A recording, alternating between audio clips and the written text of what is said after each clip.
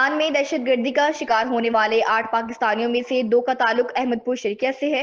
جمشید محنت مزدوری کے سلسلے میں ایران میں مقیم تھا، جس کو دہشت گردوں کا نشانہ بنایا۔ ورثہ غم سے نڈھال ہیں۔ مزید جانتے ہیں عمران اکبر کی اس رپورٹ میں۔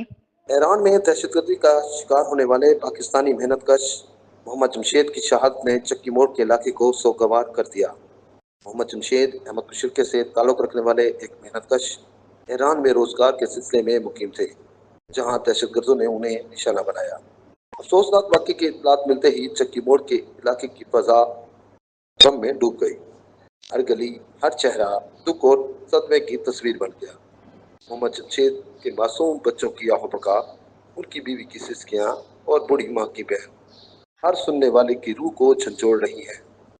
اہل علاقہ نے حکومت پاکستان سے مطالبہ کیا ہے کہ بیرون ملک پاکستانیوں کی حفاظت کو یقینی بنایا جائے اور ذمہ داران کو انصاف کے کٹہرے میں لایا جائے۔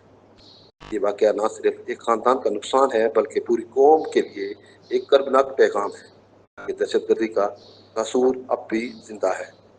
اللہ پاک محمد جمشید کی شہادت کو اعلیٰ مقام عطا فرمائے اور ان کے خاندان کو صبر جمیل عطا فرمائے۔ جی عمران، بہت شکریہ آپ کا، آپ نے تفصیلات سے آگاہ کیا۔